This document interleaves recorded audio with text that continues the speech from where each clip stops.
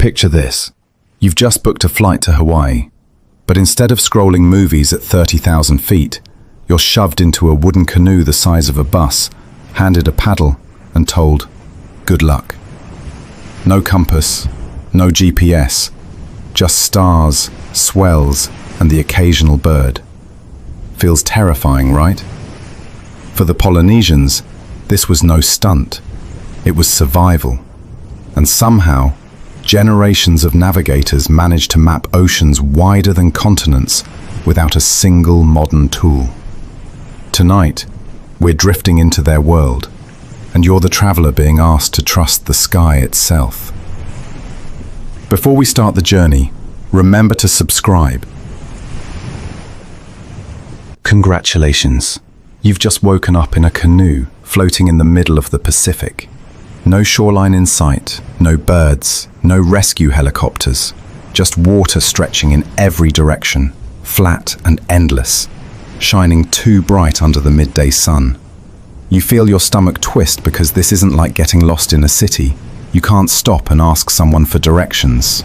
You can't open your phone. There's no signal tower, no coffee shop Wi-Fi, no Google Maps telling you to turn left in 200 feet. It's you, a narrow wooden hull, and an ocean that looks exactly the same whichever way you look. This is the part where modern instincts start to scream. If you're like most of us, your first thought is panic. Where do you even turn the canoe? Pick a random direction? Paddle until your arms give out. The horizon offers no comfort. It's a circle of nothing, blue above, blue below, fused together in every direction. In short, it feels like a giant coin toss. Only your life is the wager. Now picture that same horizon through the eyes of a Polynesian navigator. You stare out and see emptiness. They stare out and see information. Where you sense threat, they see pattern. To you, every ripple looks identical. To them, each one carries a message. It's the difference between walking into a library blindfolded and seeing only shelves versus someone who knows every book by memory. The navigator's mind reorganizes that flat chaos into a map. Take the swells, for example. The ocean is never still. Waves roll out from storms that happened hundreds or even thousands of miles away. When one of those swells hits the side of your canoe at an angle, your modern mind thinks, annoying. Splash, spray, maybe even seasickness. But to a trained navigator, that angle is a signal. It means the swell is coming from a known direction.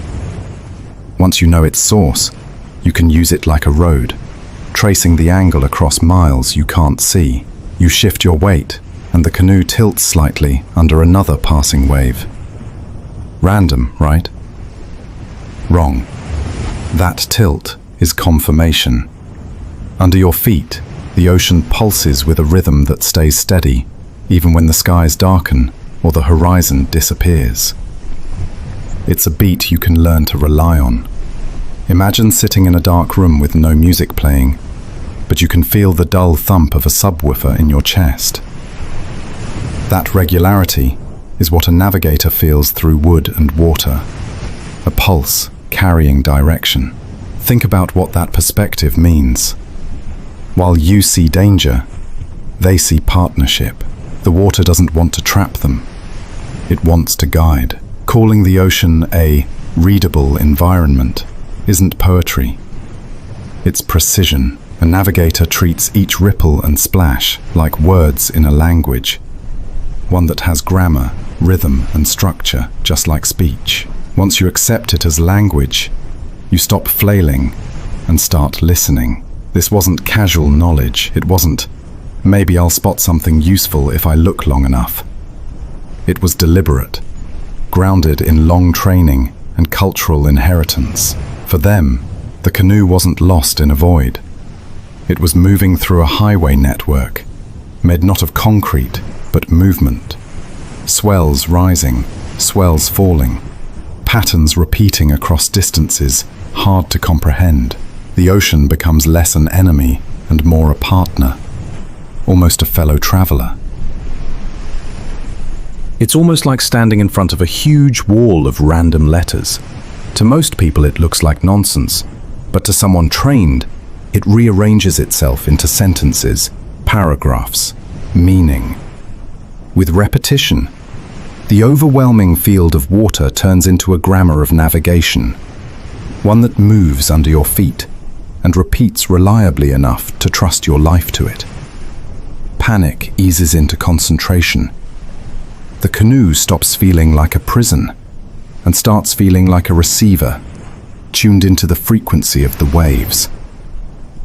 There's a lesson in that shift of perspective. Modern minds are quick to call something empty when they don't know how to read it. The same instinct surfaces in deserts, jungles, or even cities at night. But empty is more about your training than the environment. Polynesian navigators forced a different conclusion. For them, the Pacific wasn't blank at all. It was thick with layers, swells, birds, clouds, currents, all stacked and repeating in ways you can learn, if you commit. This commitment wasn't small.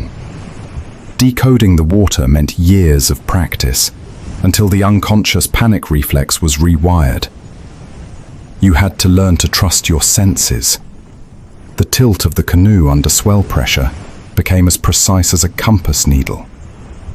The rhythm of waves in your bones became as sure as coordinates on a GPS. Not because it was mystical, not because it was superhuman, but because it was practiced with relentless dedication. So now imagine yourself again, stranded on that same horizon. At first terrified, but then, in your mind, you recall training.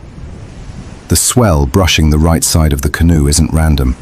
It's a known road, pushing from a far-off direction.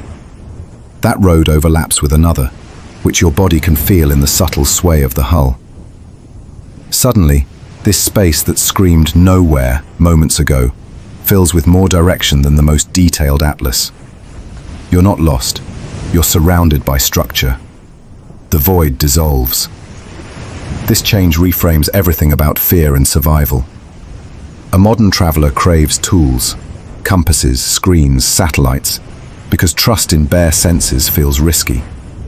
But Polynesian navigators show that the senses themselves can be sharpened enough to rival, even surpass, those tools. The difference is not in the water itself. The water hasn't changed. The difference is in how one mind calls it random, while another calls it a map. By the time you've let this sink in, your canoe feels less fragile. You stop thrashing with useless paddling, fighting waves as if they're obstacles. Instead, you start reading. You lean into their rhythm. Give your arms a task aligned with what the ocean offers. The fear doesn't vanish, but it morphs. Panic shrinks into focus. You begin to sense why an entire people would treat the sea as trustworthy. Even across thousands of miles, those swells have carried them again and again, delivering families, food, and culture across islands far apart, but tied together by that living map. And so, here's the payoff. The ocean isn't empty. It never was. To a trained navigator, it's dense with meaning, littered with signals pointing the way. You call it empty only because you never learned to read it. Once you do, every ripple sharpens into guidance, every swell into a road. And that realization flips the whole scene upside down. The Pacific is not the problem, it's the solution. But this map didn't come printed on parchment or displayed on your phone screen. It was written far above you, moving each night, yet holding steady once you knew the rules.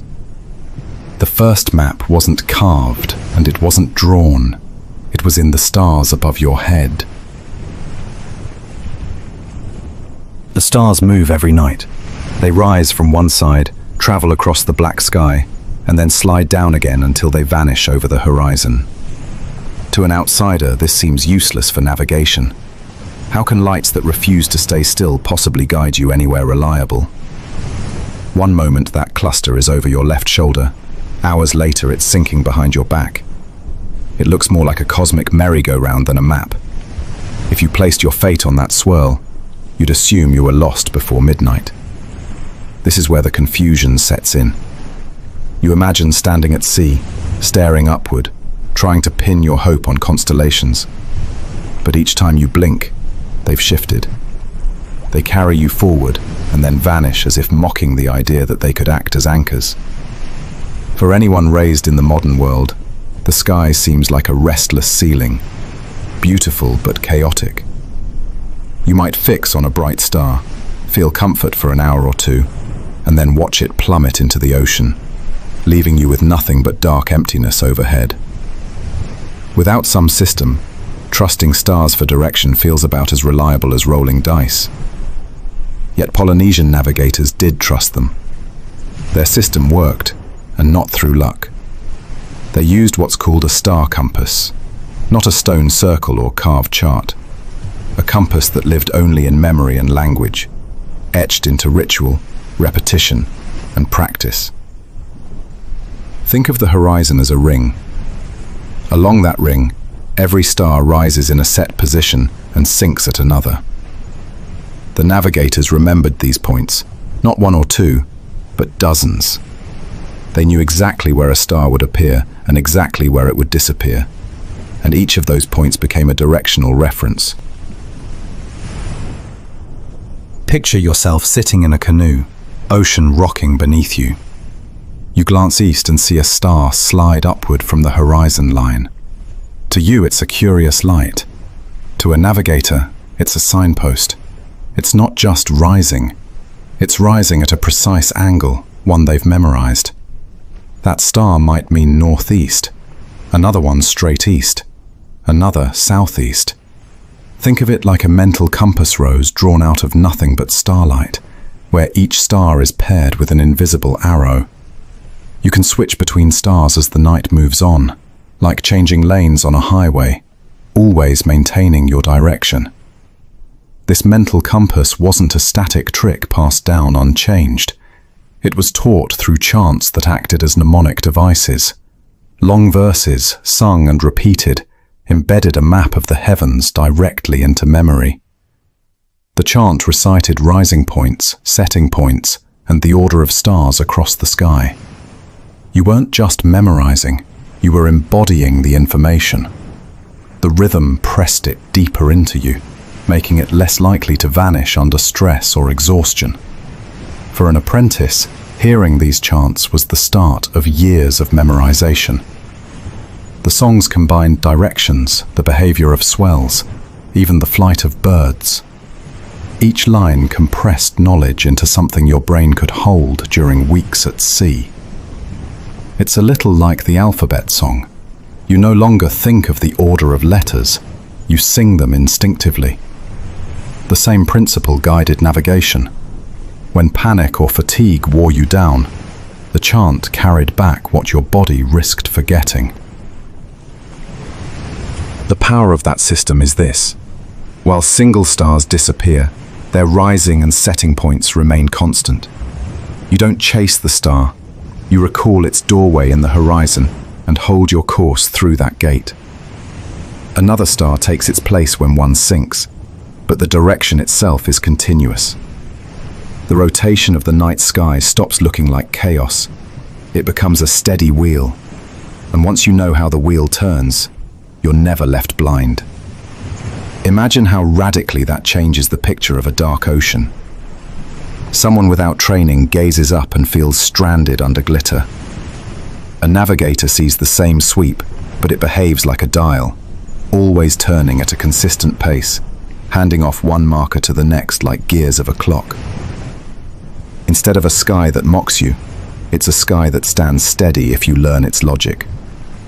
And there's more at play here than memorization. The star compass demanded refinement and adjustment. New voyagers noticed subtle differences, recorded them orally, and shifted the knowledge base. That constant adaptation kept the system alive, preventing it from becoming rigid or outdated. As voyages stretched farther, new stars were folded into the compass, broadening the set of reference points. Think of it less like a fixed book and more like a living library where chapters were still being added. All of this required a body of knowledge so tightly held that not everyone could access it. Masters taught apprentices, carefully choosing lines of inheritance. The chants were not casual songs you might overhear in a market. They were guarded, sacred, and tied to responsibility. Knowing the star compass meant holding the lives of your crew in your mind. If you forgot a verse, misremembered a rising point, or confused one star with another, the price wasn't embarrassment. It was death by drifting into nothingness.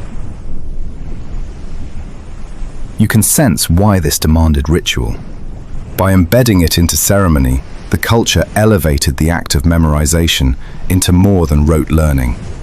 It became solemn, profound, impossible to treat lightly. That seriousness glued the knowledge into place, anchoring it across centuries. Navigators didn't just carry information, they carried authority, reputation, and continuity. Now, let's bring you back into the canoe. It's deep night, ocean swells rocking your body in rhythm. You lift your eyes upward. Instead of randomness, you find a wheel spinning above you. You note one star rising at a known position. Lock your bow toward that point and paddle steady. Hours pass. The star slides upward, arcs across your course, then crawls down toward the opposite horizon. You don't panic when it vanishes. You already prepared the next star. Another light, rising sharp at a different point, continues the direction. You switch lanes seamlessly, like following road signs down a highway. The ocean remains trackless, but you know exactly where you're heading. So the trick isn't that stars stay still. They don't. The trick is knowing that their rise and fall repeat with precise regularity. A navigator transforms what looks like instability into rhythm. Once trained, the sky ceases to be unpredictable. It steadies itself into the most reliable compass imaginable. Think of learning to read sheet music. To the untrained eye, it's a disordered cluster of dots and lines. To the musician, each line signals pitch, timing, and flow. The pattern is invisible until training gives your mind a way to pass it. The night sky functions the same way. To most of us, it's sensory overload. To them, it was notation, directional steps laid out in sequence, waiting to be read. This practice changed survival into mastery. Voyagers could cross expanses of water measured in weeks, holding steady paths that to outsiders seemed impossible without mechanical instruments. What looked like a gamble was actually the product of precise knowledge honed over generations. Panic receded when memory and chant harmonized with the spinning vault above. By the time dawn approached, navigators didn't lose their bearings when the stars disappeared. They had already banked the directions, paired them with swells or the sun's path, and prepared redundancy. The star compass laid the foundation, unrolling a mental map that could stretch across the full breadth of the ocean. And that is the payoff. The night sky wasn't chaos. It was order disguised as movement. To the trained, the stars offered the most durable map imaginable. A rotating compass, constant as long as you knew its cycle. What once looked like shifting lights became guideposts you could gamble your life on. But the sky didn't always cooperate. Clouds could roll in, blotting out the entire ceiling, turning your starlit compass into a blank grey lid. When that happened, you needed another source of direction. You had to listen instead of look, letting the sea itself become your guide. Waves look random. To your eye, they crash in a messy overlap, each one tripping over the next, as if the whole ocean is fidgeting with no rhythm at all. But to a Polynesian navigator, those same swells beat like a steady drum. You can almost imagine the canoe itself becoming an instrument. Wood and fiber picking up a deep pulse laid down not seconds ago, but sometimes days or weeks before the water reached you. Now, if the stars above vanish under thick cloud, you're left with this.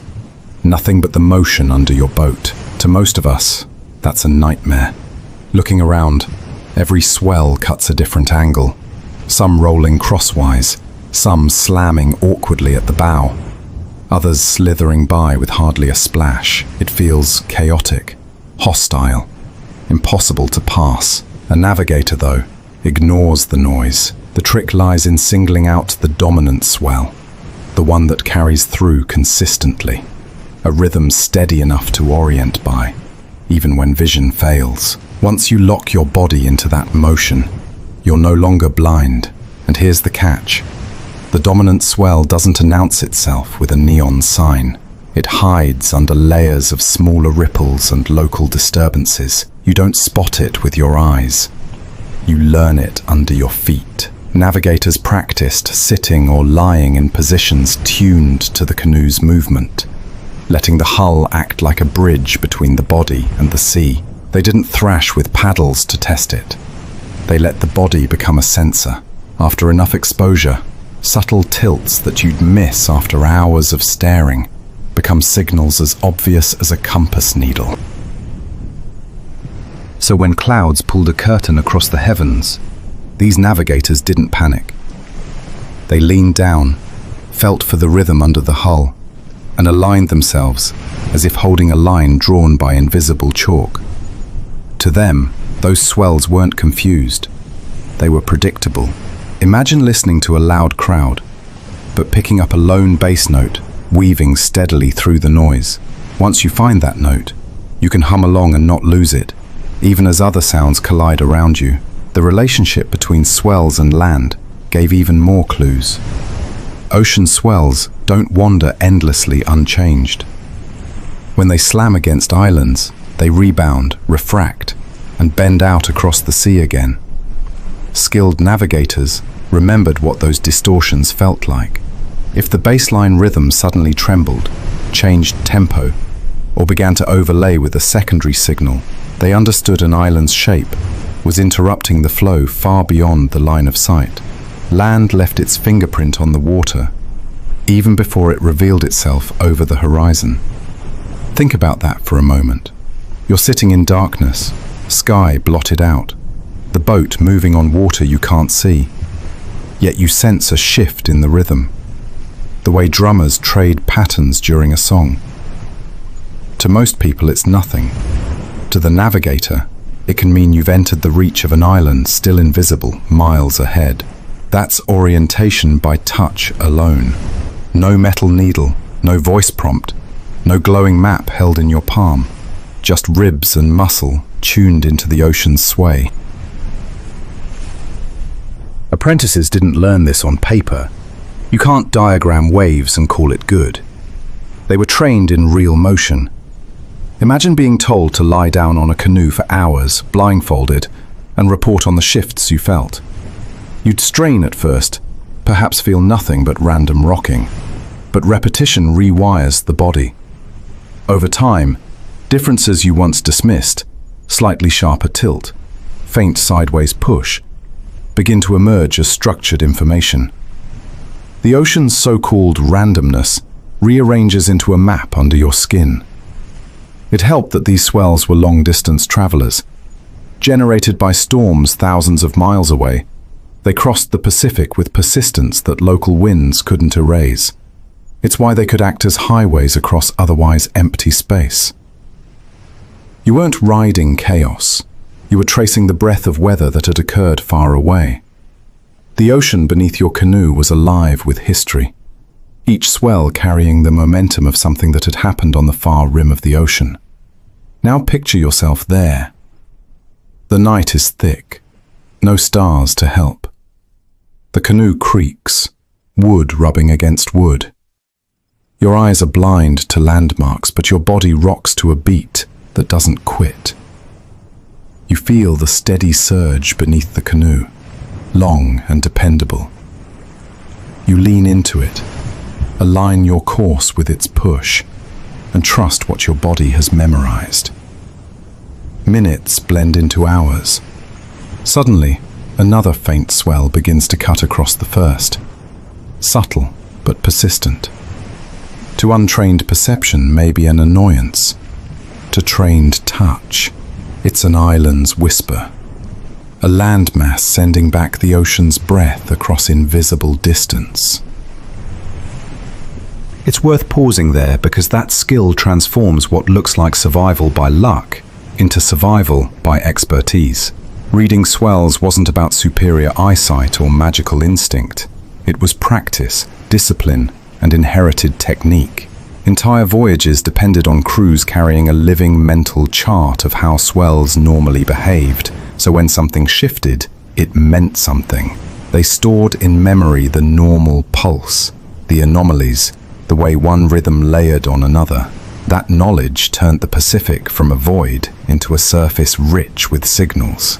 This wasn't just about direction in the abstract. It was the difference between hitting an island target after weeks at sea and drifting to your death. Think how exact you'd need to be. You're not aiming for a continent that spans hundreds of miles. You're aiming for a narrow strip of land tucked in the largest ocean on Earth. Miss by too much, and there's no correcting. That's the scale of precision demanded, all based on the steady beat of swells under your canoe. A modern traveler, strapped to a boat without a compass, would panic at the swirl of conflicting waves. A traditional navigator, by contrast, would lie still, quiet the panic, and search for the underlying beat. Once locked in, the swell's rhythm became not just orientation, but reassurance. A calm voice saying, "You're still on course," even in blacked-out night, even in a storm's aftermath. That's a form of trust few of us could summon with nothing but skin and bone against the sea. Different swell patterns meant different layers of orientation.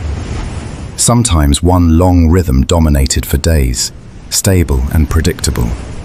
Then a secondary swell intersected it, maybe shorter or slapping at a diagonal. The trained navigator noted both, remembered both, and used them together to triangulate direction. The overlapping wasn't confusion to them, it was clarity. Where we'd see noise, they saw chords. The canoe became something like a tuning fork, ringing with the notes of the ocean, transmitting vital directions straight through the body. The effect is humbling. Most of us depend so heavily on instruments that the body's role as an instrument feels foreign.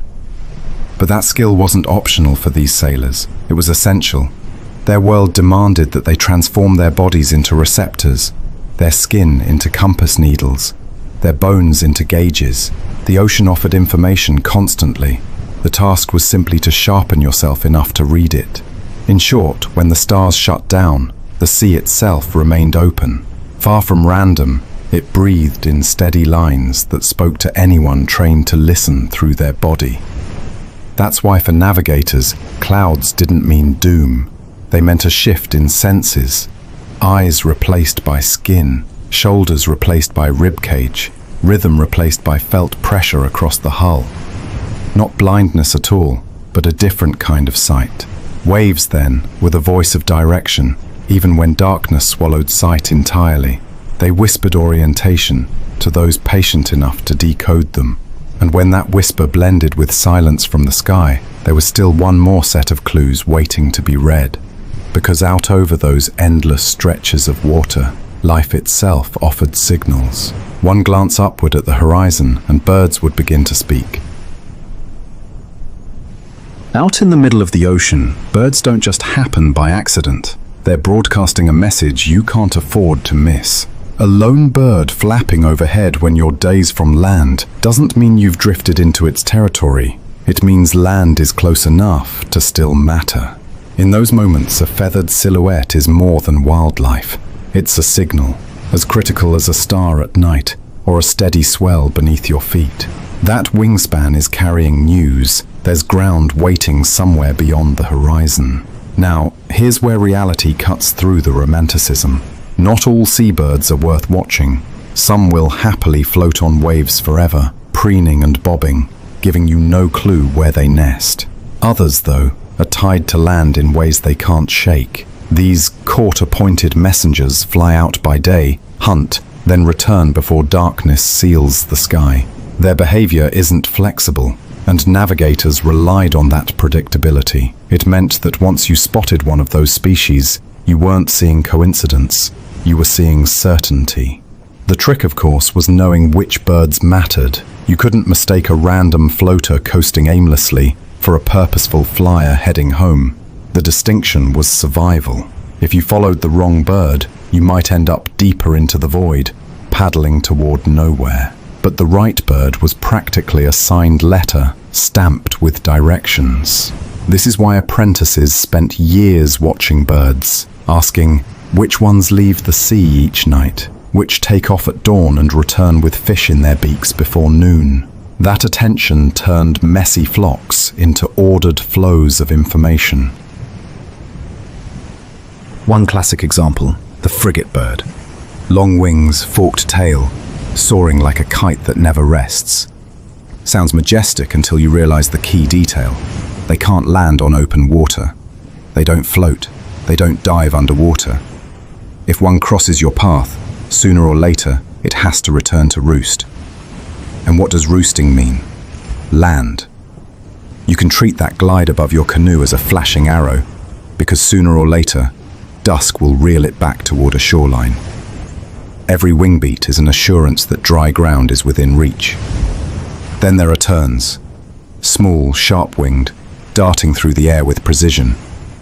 These ones also roost on land. Unlike some drifters that feed off floating debris or stay at sea indefinitely, terns have a home they treat like clockwork. Seeing them in the open ocean at dawn or dusk meant you could anticipate their arc back to safety well before humans could see the island. Catch their flight line, and you've just traced a path invisible to anyone else watching only the water. Picture the scene. You've been moving for weeks. The horizon's still just a blunt curve of blue. The ocean has carried on feeding you swell patterns, but you need confirmation that you're not adrift. Your eyes catch motion, a sharp-winged bird twisting low, then rising and vanishing westward. To a clueless guest, it's just wildlife. To you, it's evidence. You know that direction isn't random. It's a commute back to somewhere solid, a roof made of branches, a shoreline layered with trees. And before your crew sees green on the horizon, you already know the island is there. This trained observation wasn't a casual skill, like pointing and saying, bird equals land. It was deeply layered. Navigators recorded distances in their heads, tracking how far different species would wander. Some only stayed within a short day's flight from a roost. Others might stretch farther, but always returned, tethered invisibly to shore, like stones around a sling. By matching their flights to time of day, navigators read not just simple land presence, but also distance. A bird high and direct at dusk meant the island was close. A scattered pattern by multiple birds feeding midday meant reefs or shoals might be anchoring food sources nearby. In this sense, birds turned the sky into another form of map-making. The moving lines of wings revealed the balance between open sea and hidden land. You didn't need to wait for silhouettes of palm tops breaking the line of horizon. You received advance warning in the rhythm of takeoff and return. The same way a city dweller learns to tell time by commuter traffic heading into town in the morning and flooding back out in the evening. Birds traced highways over the Pacific, invisible to those who didn't watch. Obvious once you trained your eyes. Bird presence also flagged changes the sea alone might not reveal. A swell told you about distant storms, but a bird wheeling just above the canoe hinted at reefs just ahead. Navigators noted how feeding flocks tended to gather near shallow waters, diving after fish forced upward by reef ecosystems. The sparkle of wings against the sun told you, without seeing below, that the ocean floor was rising, that you were skimming into waters shaped by sand, rock, or coral. Those small wings added texture to navigational knowledge, filling gaps that water and sky left behind. So now let's step into those apprenticeships again.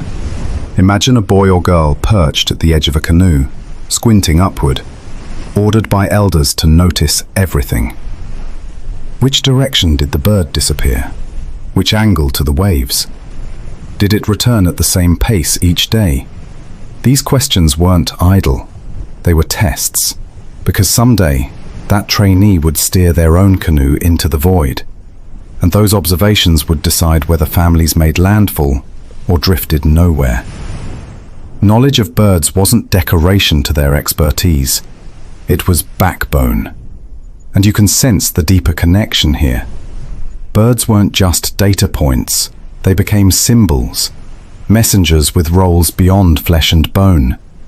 Their circling wings carried both proof of survival and reminders of ancestry.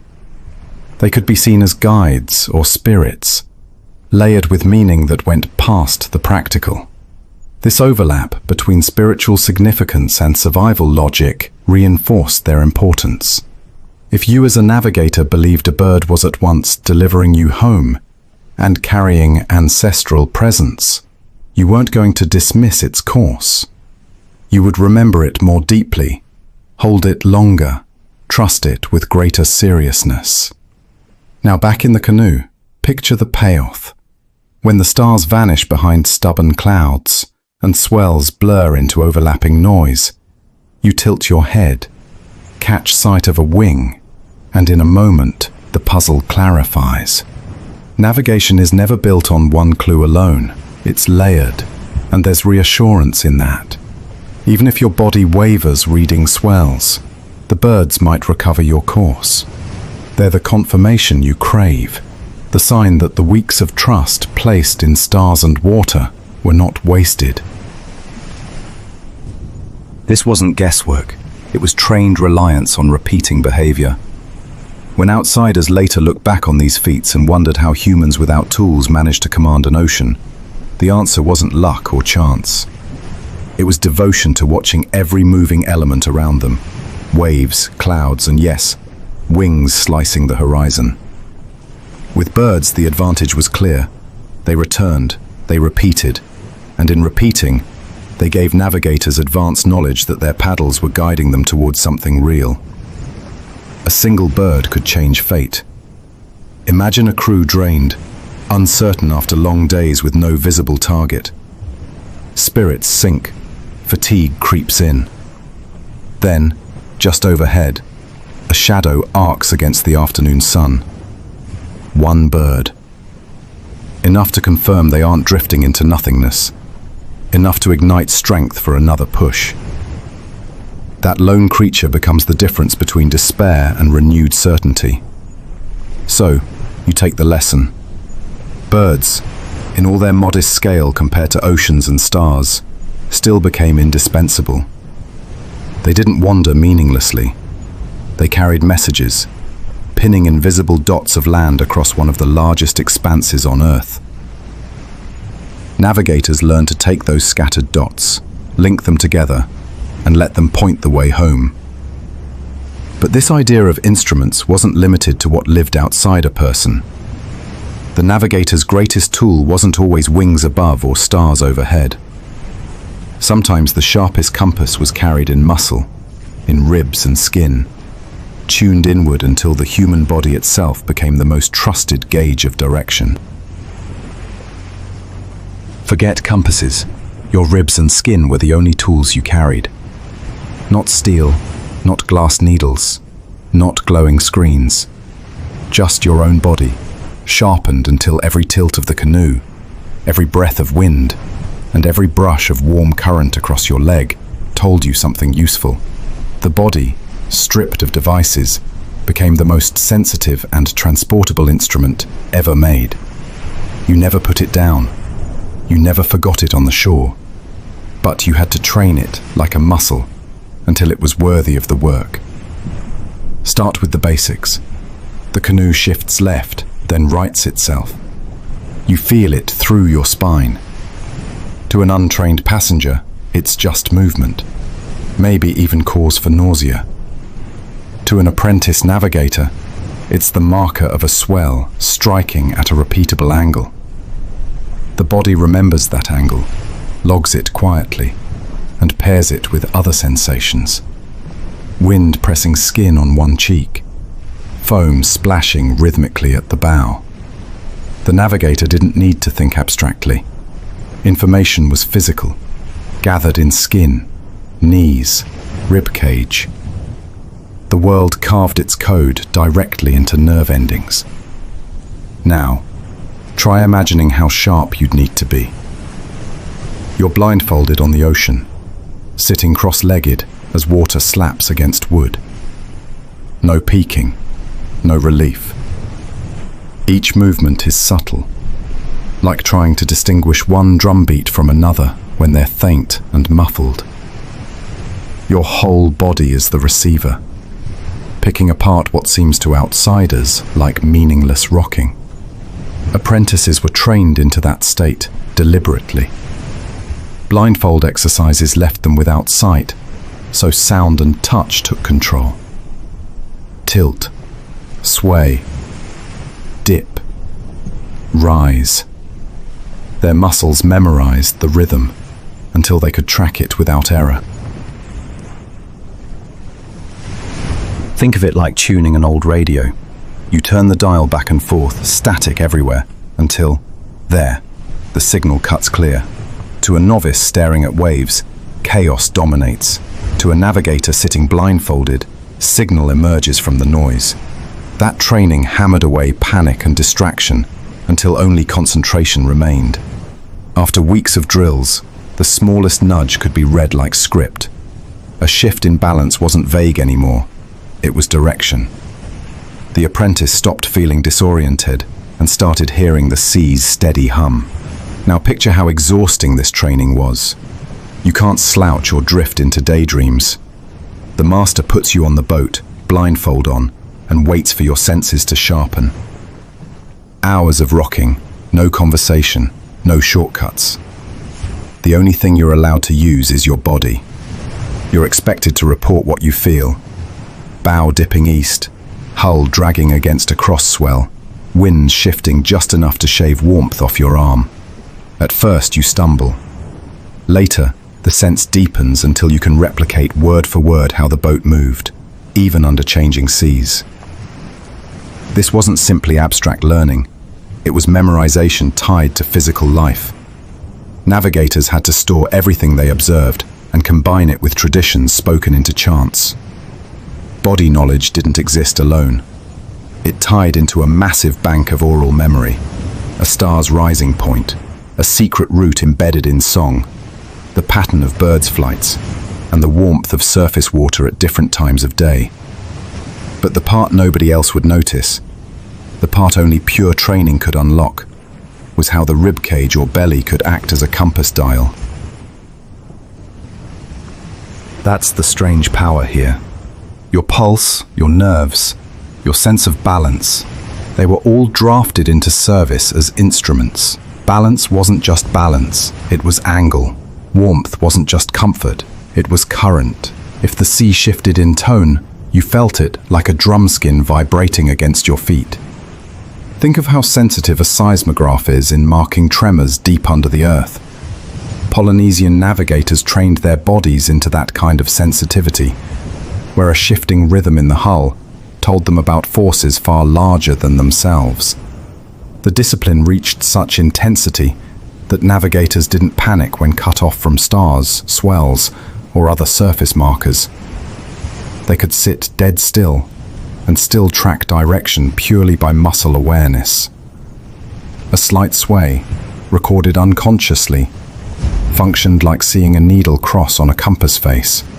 The difference, of course, is that the compass was not in hand, it was inside their bones, and it meant the gap between deadly confusion and safe landfall rested inside a person's chest, rather than in an object they carried. Imagine reaching that level of skill. You've been pushed far from land, weeks without sighting ground, clouds blotting stars, swells competing chaotically. A modern traveler in that condition would call it the end. But the navigator closes eyes, steadies hands on the hull, and tracks rhythm. He feels a faint pattern in the rocking, one angle repeating amidst the clutter. He notices the air press warmer across his left cheek, aligned with that rhythm. He marks it. He changes nothing. Hours later, that alignment proves true when a bird cuts across at dusk, confirming the island ahead. You might call it instinct. It wasn't. Instinct is raw and untrained. This was crafted endurance, built through months and years of sensory drills. The blindfold wasn't just punishment, it was the forge. Without it, eyes dragged attention outward, leaving body less attentive. With it, eyes silenced, the body took over. The novice sweating under cloth learned to read every ripple, every cough of wind, exposing a structure hidden from ordinary sight. The practice also bonded body to environment in a way our gadget-addicted culture struggles to imagine. Navigators didn't treat sea and wind as external elements. They treated them as extensions of their own instruments. Wind across skin equaled a needle shift. Warmth on one hand equaled a drift of current. Rocking beneath ribs equaled directional tilt. The polarity between inside and outside dissolved. The body, canoe, sea, and sky fused into one flowing system of feedback. Where we crave separation, device here, world out there, they practiced unification. And that is what made it powerful. You could strip them of objects, remove the stars from sight, obscure the birds, quiet the cloud signs, and still they could find course. Because the final compass remained portable, indestructible, alive in the navigator's flesh. Forget technology, forget written maps. What survived was memory embedded in chance, and perception embedded in muscle and nerve. This body instrument couldn't be misplaced or sunk. It endured as long as the person endured. Think how unsettling that is for us. We rely on glowing handheld rectangles that chirp directions. Turn right in 400 feet. Strip them away and we're lost in a parking garage. A Polynesian navigator stripped of tools could still track thousands of miles across barren water because his ribs functioned as sensors, finer than what most of us notice. The contrast is humbling. But it's not magic. It's training, endurance, immersion, and brutal patience. So, picture the scene one last time. Midnight on a wide, starless ocean. You sit blindfolded, canoe creaking underfoot, water slapping. The master says nothing. He's judging how long it takes until you identify the direction locked in the body of the boat. At first, you panic inside, wishing for sight. Later, the rhythm sets, tiny but insistent. Your ribs adjust, your nerves align, and you name it. The swell runs steady from the northeast. You pass the test. You begin to edge closer to the title of navigator, because your body no longer belongs only to you. It belongs to the sea. And so the sea spoke through flesh, not just through visible signs. The navigator's body itself stood as proof that humans could sharpen senses into guidance systems, strong enough to master the Pacific. No compass needle, no glowing screen, no perfect grid on paper could rival that intimacy. At its peak, the body didn't just survive the ocean, it translated it into a working chart. That chart, though, wasn't always enough. Swells and wind could be felt, but sometimes you needed confirmation. And even when stars refused to shine, there was still another layer above that whispered its presence. The sky carried messages even without its lights. spread out in shifting clouds that revealed the shape of land hiding just over the horizon. To most people, clouds are just background scenery. You glance at them, maybe guess if rain is coming, and then get on with your day. But out on the Pacific, to a navigator searching for land, clouds weren't decoration. They were road signs. A streak of white stacked high in a certain way could mean there's an island ahead. A soft, flat lid of grey could mean a hidden lagoon trapping the day's heat. What looks like mood lighting to you was a literal clue for survival. The reason this worked comes straight from physics. Land heats faster than the ocean. When that heat rises, it tugs moisture up with it. The result is cloud cover that forms and stays directly above islands, even when the island itself can't yet be seen. From a canoe on the horizon, you might notice a lone hump of cloud squatting in an otherwise clear sky. To a casual observer, no big deal. To a navigator, it means, keep paddling that way. There's ground under that cloud. Now, from your point of view, all clouds might look the same. Puffy, streaky, vague, but for a wayfinder, they weren't abstract shapes. They were coded. The thickness of the base, the color of the underside, even the way light bounced upward at sunset, all carried specific meaning.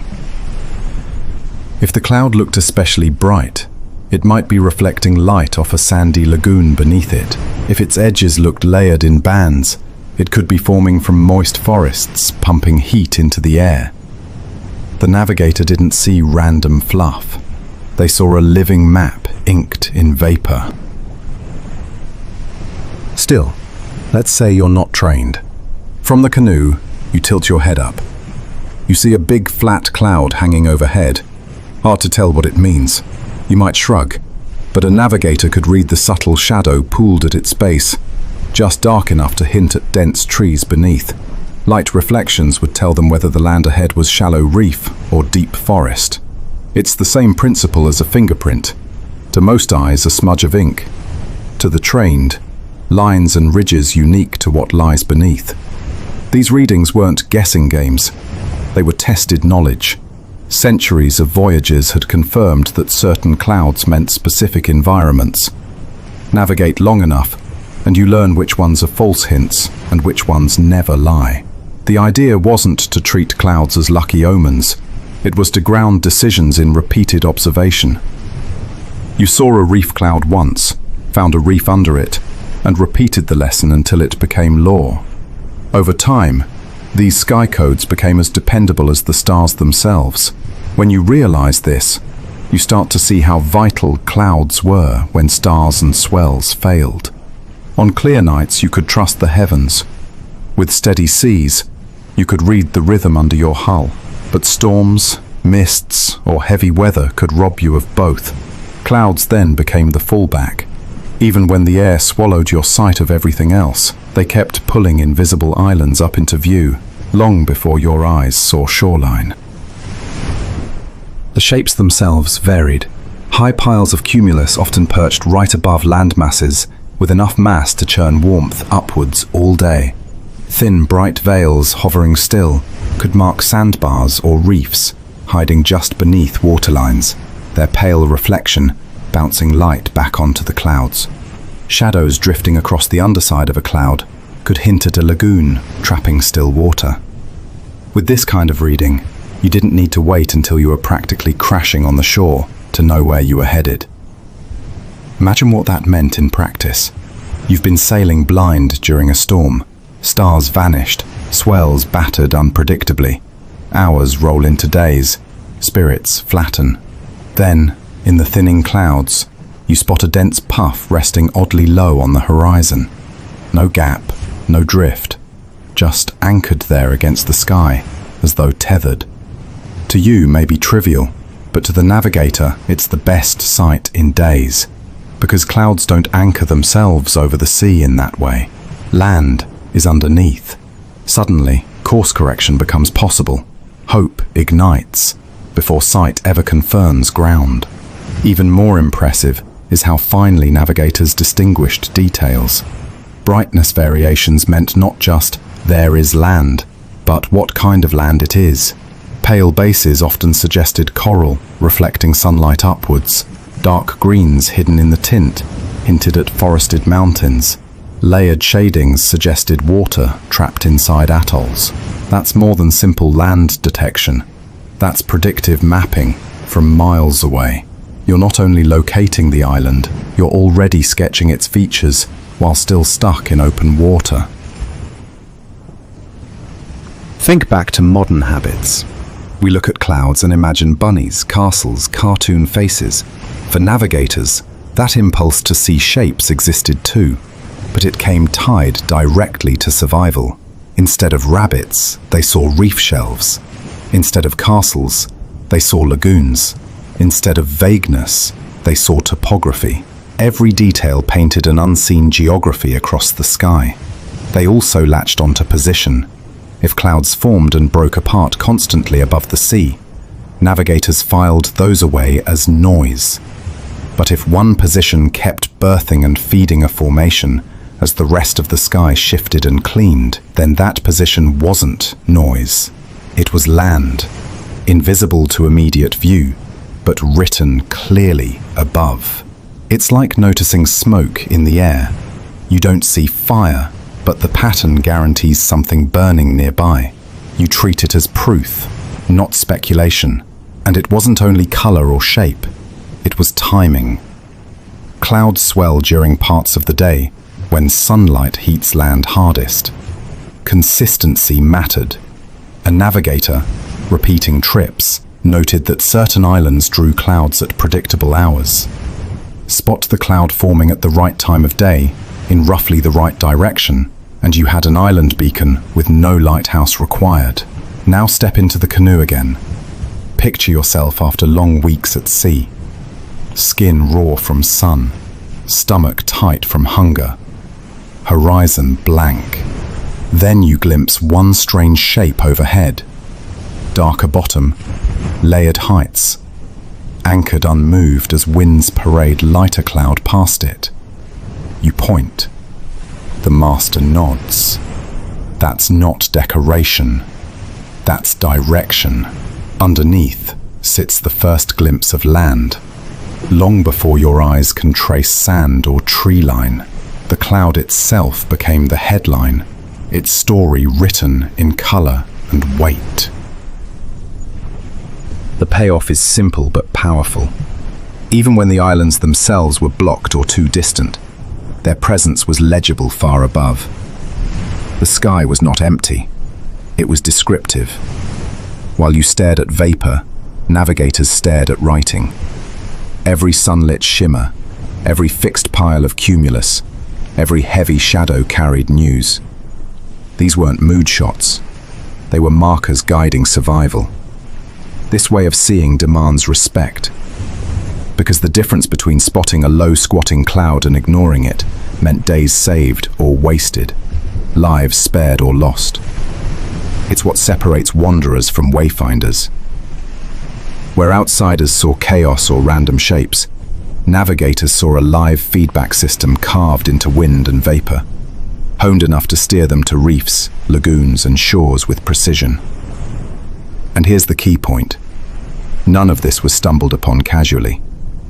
No one just squinted one day, thought clouds were pretty, and declared them signs. The knowledge had to be tracked, memorized, and hammered in by intense training. Apprentices studied clouds as much as stars, learning to pair each variation of color or shadow with the geography it meant below. That demanded years of practice, watching, recording, repeating, until the brain carried a living archive of sky and sea. In short, what looks to you like mood scenery or idle air was, to them, structured knowledge, sharpened into road signs. Clouds carried the fingerprints of lagoons and forests on their faces, and those fingerprints could be read from miles away, telling navigators what lay ahead before the island ever breached the rim of the horizon. So next time you glance up at the sky and see drifting shapes, realize what you're ignoring. You look at fluff.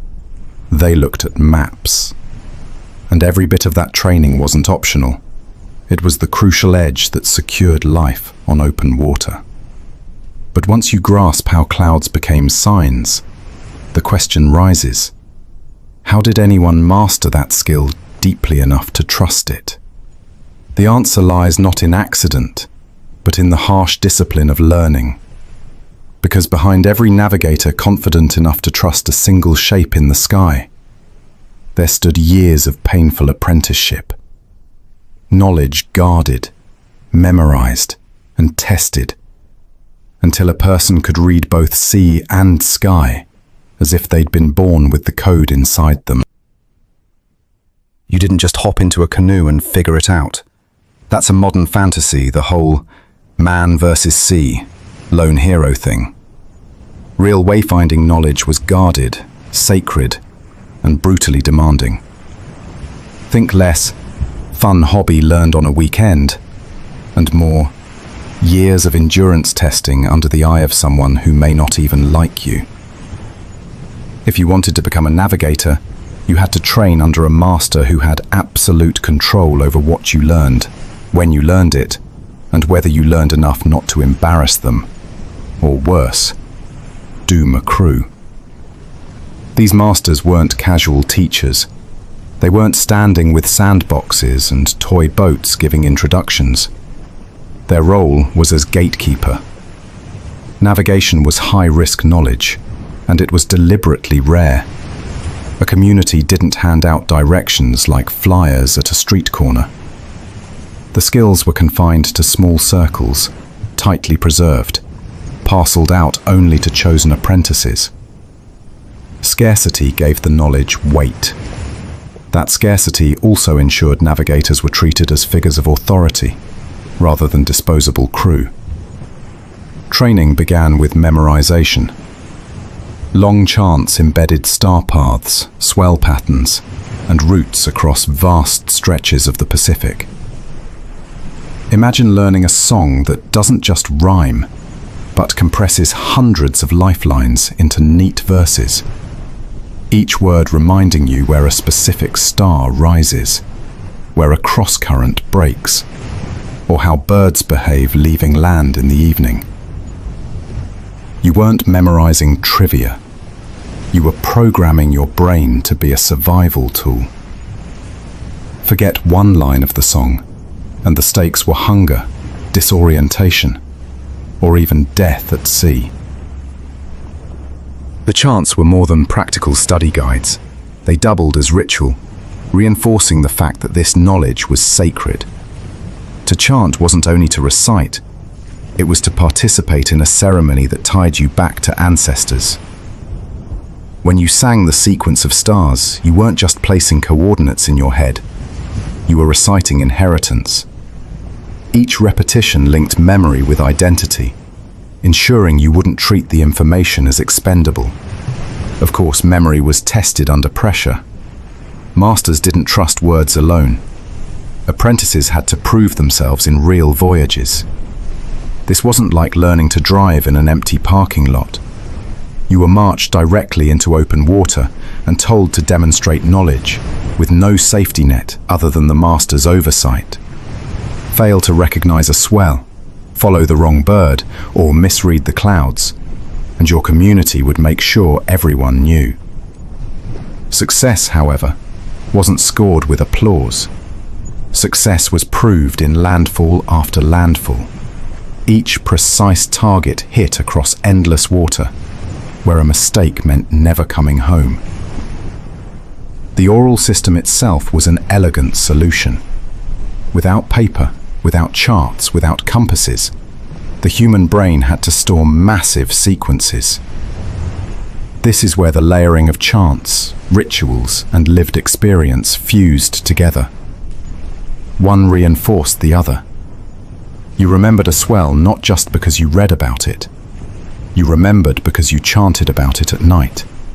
You felt it under your ribs during training, and you tied it to the course of a bird seen at dawn. Every single detail gained retention through connection. But secrecy made the training harsher. This wasn't public schooling. The circle was small and access was earned. Techniques, chants, even entire routes were withheld until the master believed you were prepared. You didn't apply on a whim. You were chosen, tested constantly, and reminded that what you were receiving was dangerous if handed to someone careless. It created an atmosphere of prestige, but also fear.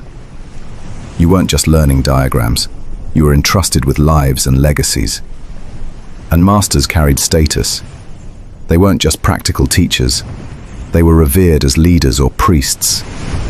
This wasn't a technical job only, it was spiritual stewardship.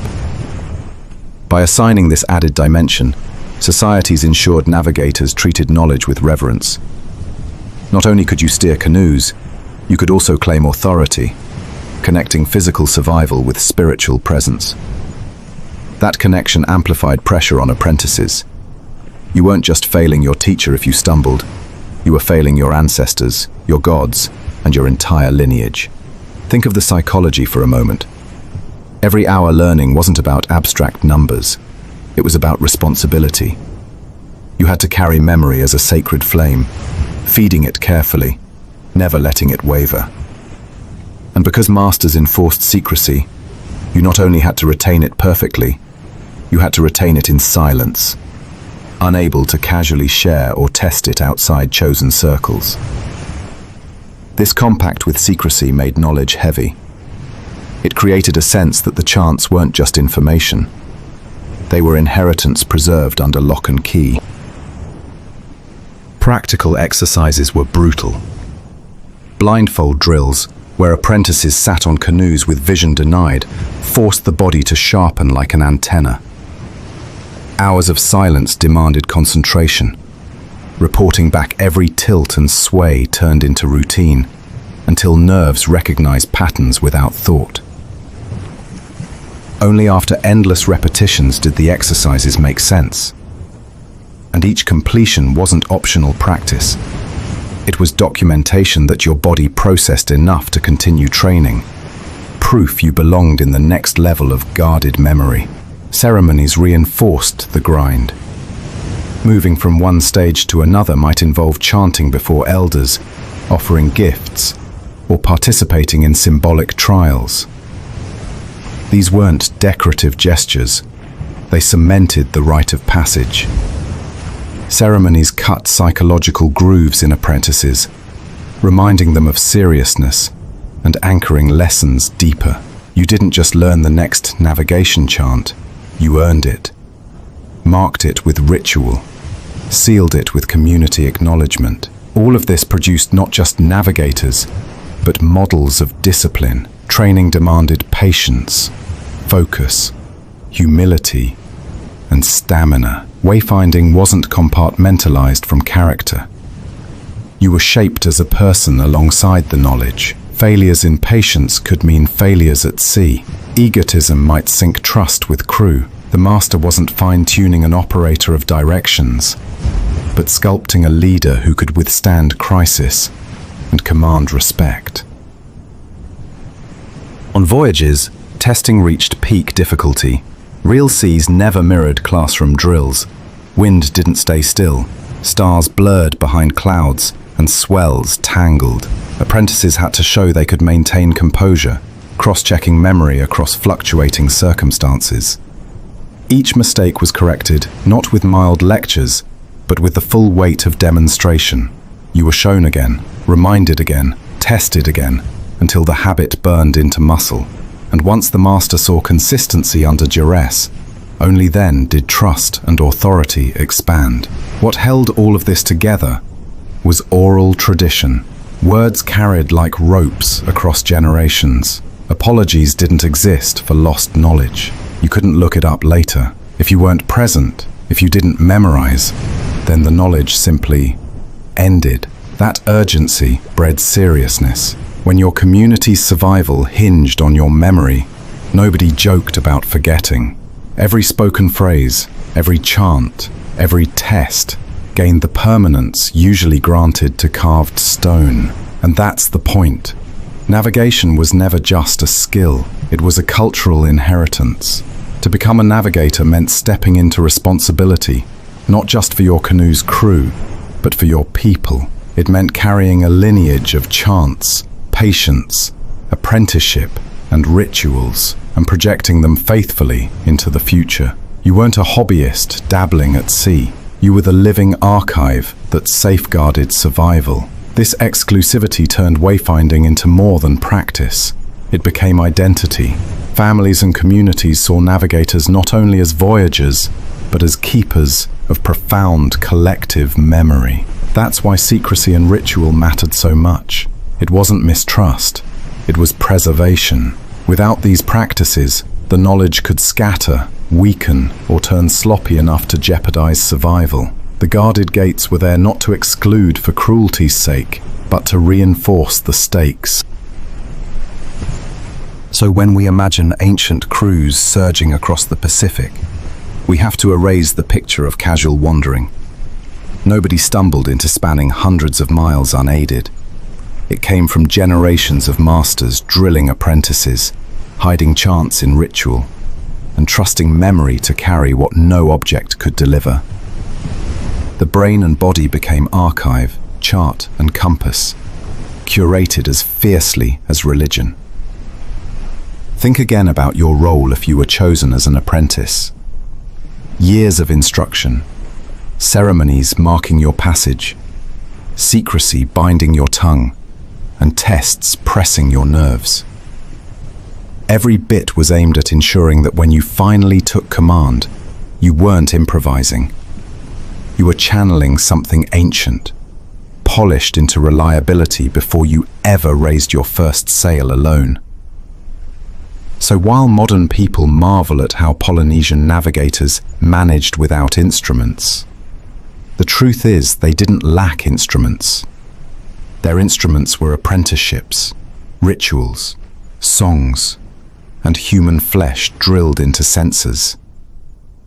And those instruments outlasted technology, steering canoes to pinpoint islands across blank water, as if satellites had whispered directions straight into their ears. And that's what sets the stage for the final question. How did these navigators, carrying nothing in their hands but memory, manage feats that still rival or even shame what modern technology does with satellites and global maps? Modern GPS could die tomorrow, and most of us couldn't paddle to the nearest pier without spiraling into panic. That's the truth. Shut off the phone in your hand, and your sense of direction collapses faster than a tent in wind. But Polynesian navigators didn't just cope without it, they thrived. They moved across an ocean the size of continents with nothing more than memory, body, and patience. And not in small loops near safe beaches, but across the largest expanse of water on Earth. Think about that before you laugh at a canoe. Start with the scale. The Pacific isn't a pond, it's a planet's worth of water. Thousands of miles open and blank, dotted with islands so tiny that compared to continents, they look like crumbs on a dinner plate. Miss your target, and there's not another one waiting in close range. You either hit the crumb dead on, or you vanish into blue. That was the daily gamble. To imagine it, place a coin on the far side of a football field and blindfold yourself.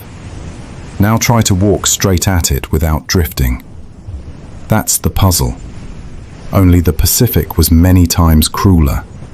So how could oral memory and sensory awareness even compete with satellites buzzing overhead? How could human flesh outmatch machines? Modern minds assume it's impossible. We picture our gadgets as perfect, error-proof, above the frailty of memory. But when you strip away the hype, instruments can still fail. Signals drop, batteries drain, coordinates drift. The navigator's body doesn't. It's alive, layered, redundant. It pulls direction from the sky, the water, and the creatures in between. Each system covers the gap left by another. Fail-safes not built from wires, but from discipline. The surprising part is how accurate these methods remain, even when put against modern measurement. Traditional routes repeated in recent decades, using old techniques, have been plotted side by side with digital positions. The data shows something both humbling and infuriating for the gadget-obsessed. The Canoe hugged its intended path with astonishing precision. Not kind of accurate, consistently, stubbornly accurate. In trials, navigators didn't drift around like guessers. They stuck to their invisible highways across open sea. Human instinct, trained and reinforced, replicated or even outshone machines designed centuries later. Picture this. 2 boats leave on the same morning, one bristling with electronics, receivers glowing, antennas stabbing the air. The other, spare, a simple double-hulled canoe with a navigator muttering chants under their breath. Days later, they meet the same strip of land after traveling hundreds of miles. The difference? One had satellites whispering directions. The other had a living archive, stitched into chants, remembered across sleepless nights, and tuned inside skin. Both land at the same point. Which should impress you more? There's a tendency to frame this as primitive intuition, like they got lucky or guessed often. That's a lazy way out. What we're seeing is structured expertise. Oral chants provided a framework as solid as maps. Body training embedded sensitivity sharper than instruments. Cloud, bird, and swell cues stacked together until the navigator had not one compass, but several running simultaneously. We look back from our chair, drowning in GPS comfort, and assume a hopeless struggle. But for them, this was mastery. Practical, elegant mastery. And the proof isn't buried in myth, it's demonstrated now.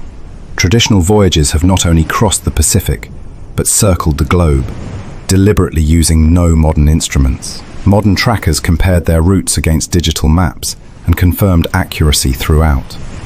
No myths padded the numbers. The canoes hit their marks repeatedly, clocking long distances without failing. Survival elegance, not stumbling chance. That tells you something brutal. Our ancestors didn't cling to shorelines like frightened children.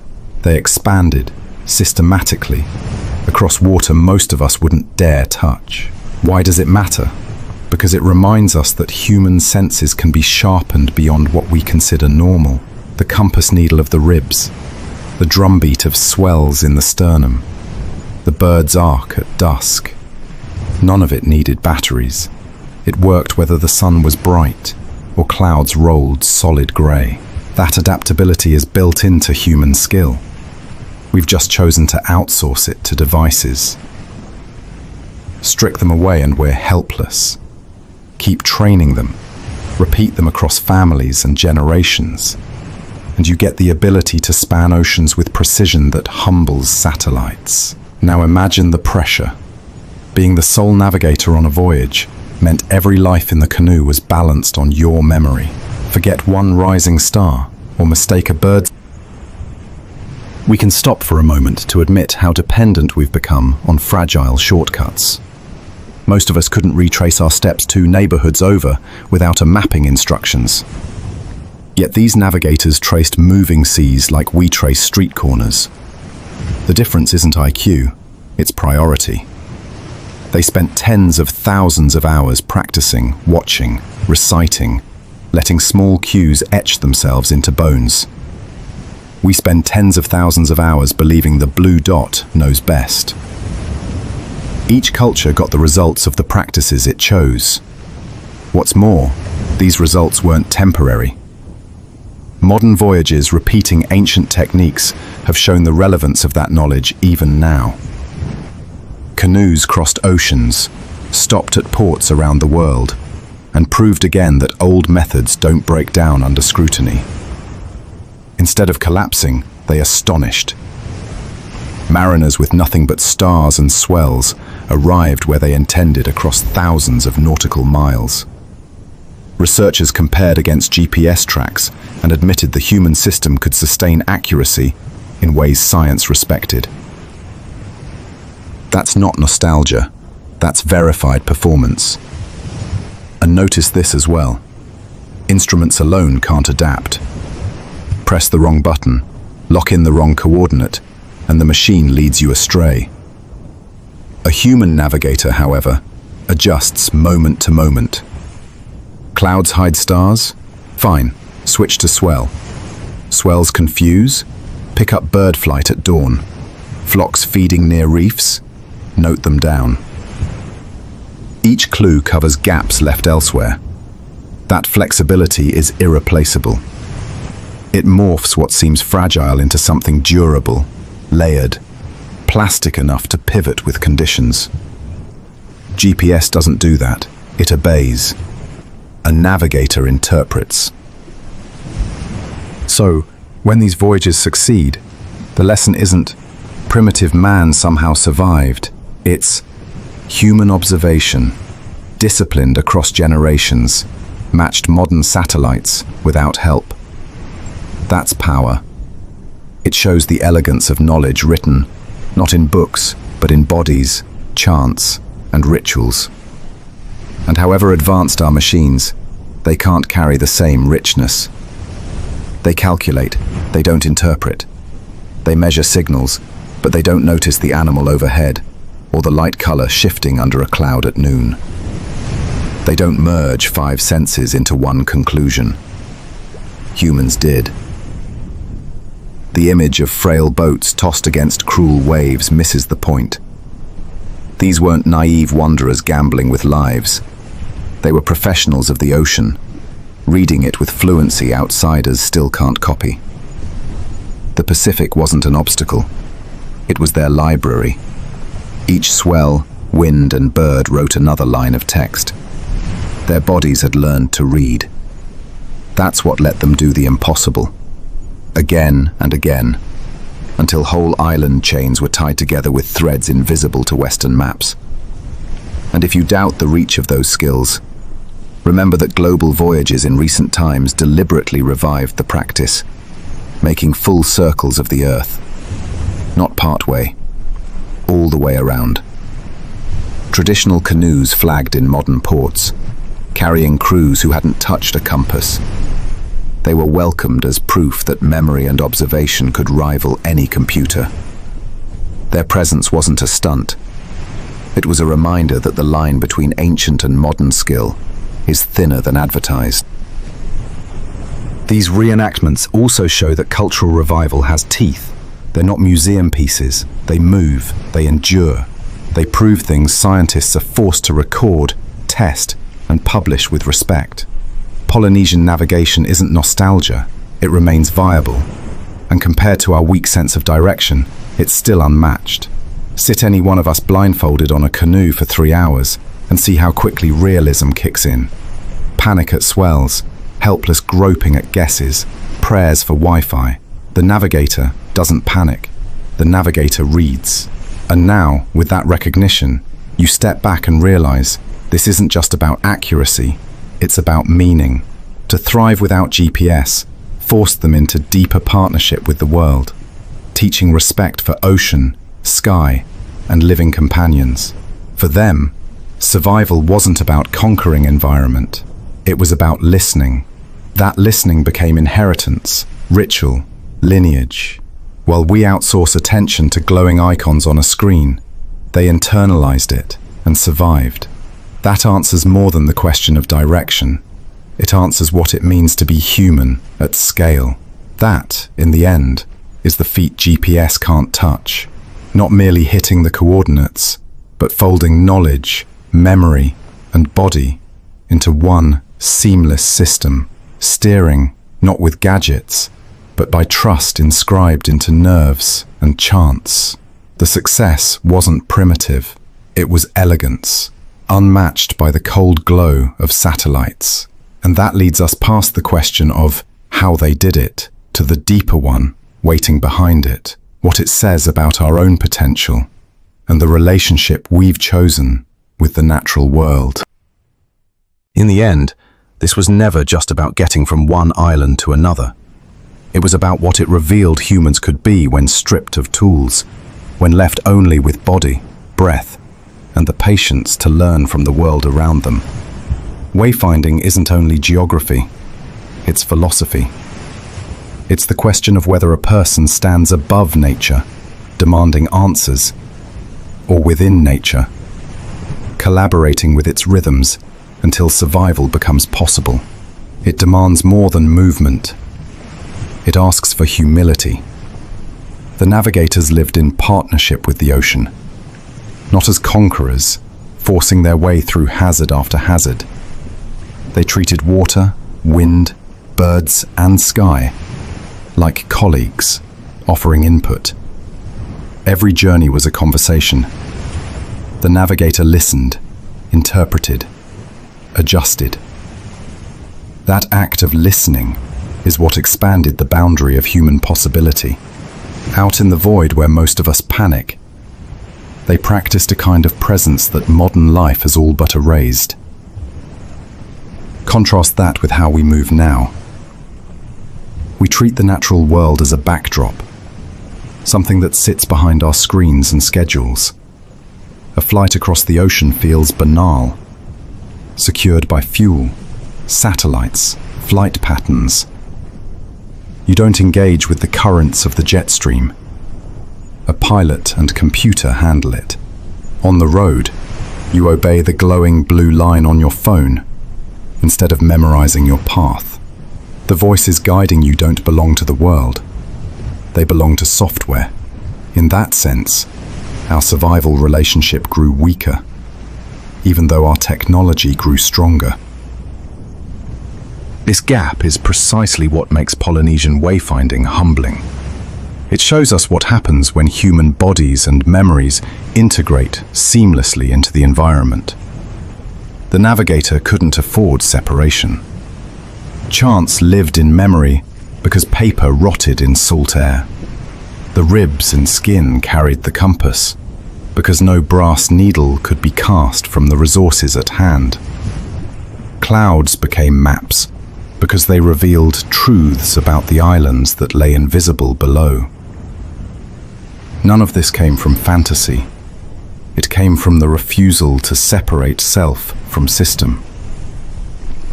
Think about integration in another way. Most of us function like tourists walking through a city wearing headphones.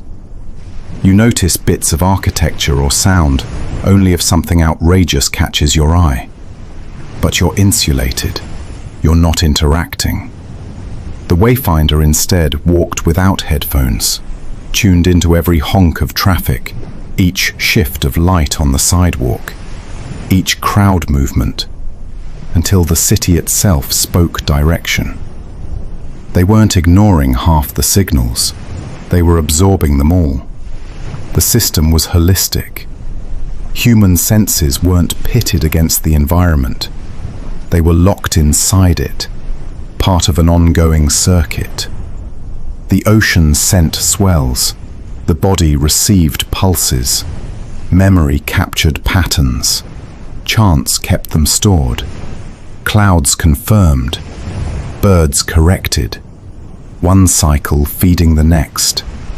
Bodies and environment linked. Navigation then wasn't tool plus human. It was human as tool, world as text, memory as glue.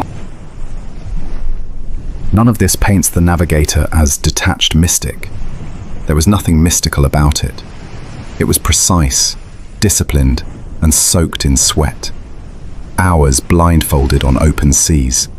Endless repetitions of chants until verses stuck forever. Fingertips raw from endless exposure. Eyes trained until they could slice the horizon for a single clue. But discipline itself was part of culture. This wasn't one person proving their talent. It was a people working as archive, making sure a thread tied ancestors to descendants, so no voyage lost itself in silence. Compare that to the way technology functions in our lives. Technology internalizes nothing. It permits forgetfulness. You don't memorize routes if your phone keeps them. You don't observe stars if GPS calculates position. You don't cultivate touch sensitivity when software draws maps invisibly under your feet. The gain is convenience. The loss is acuity. Whole generations trade direct sensory relationships for dependence. The Polynesian model proves the opposite decision was possible, and once worked with elegance across centuries. So why does this matter now? Because it reveals that so much of what we label as innate ability is simply neglected skill. The human brain is vast enough to carry hundreds of chants. The body can tune itself to minute stimuli most of us discard as background noise. The environment constantly speaks. The only question is if we want to hear it. Wayfinding shows a human capacity we've chosen to mute. That realization should sting a little. It forces us to admit we've outsourced our birthright to fragile systems. It also offers another kind of respect. Respect for navigators who never separated body from sea. Respect for human potential itself, stripped of gadgets and still capable of mastery. And respect for the environment, which ceases to look like hazard and instead looks like partner. Swells and winds, birds and clouds, sky and chance, all of them tied together in a cooperative fabric, allowing families to cross thousands of miles without error. That system only worked because people treated the environment as collaborator rather than enemy. Think of the ethical weight in that. In an era where our machines deaden us to ecological consequence, wayfinding insists humans can thrive while collaborating with their surroundings. The navigators didn't leave scars across the seas to move. They moved by entering the rhythms that were already there. Their respect ensured continuity. They didn't extract, they wove themselves into cycles. That choice carried generations across one of the most hostile environments on the planet. And beyond survival, wayfinding added calm. Imagine the mental state it demanded. Weeks staring at horizon, no guarantee of ground, your only resource faith in your senses. To panic or drift into self-doubt would doom the canoe. So, training wasn't just about memorizing stars. It was about shaping mind for patience and presence. That presence matches what modern people seek in meditation. Staying in the moment, attending to subtle things, listening without distraction. They built that stillness into practice because without it, they couldn't live. Wayfinding is, in that sense, a form of mindfulness embedded in culture. The navigator had to remain steady, no matter how long the journey stretched. The body sat listening, the mind ran chants. Awareness stayed open to the slightest stimuli. That wasn't leisure, it was life. But in shaping life that way, they discovered calm clarity we now associate with self-help. A practice to escape anxiety was their daily mechanism for survival. It should also remind us of memory's scale. These navigators didn't walk with books. They walked as books. They embodied knowledge so packed with information that modern listeners might call it impossible. Swells, stars, birds, chants, clouds. Hundreds of variables woven and retained without text. This wasn't superhuman. It was human functioning near full capacity. We've shrunk our horizons by thinking memory fragile, but wayfinding shows memory as durable library if tended seriously. The practice sparks a strange realization. If our minds hold so much, what other fields of human skill have we muted because we rely too much on external devices? What else did centuries of repetition once allow that we've forgotten? The navigator's body stands not only as history, but as mirror, showing us the range of adaptations still within human potential. And when you measure it against today, the difference is stark. We walk in a culture where forgetting is excused because devices remember. We put environment at arm's length, tracking only what screens tell us. But navigators absorbed the full flow directly. Their training shows not just how to cross seas, but how to be human without losing connection. That's the expansion. It redefines humanity, not as builder of tools alone, but as integrator of body, memory, and environment into one living system.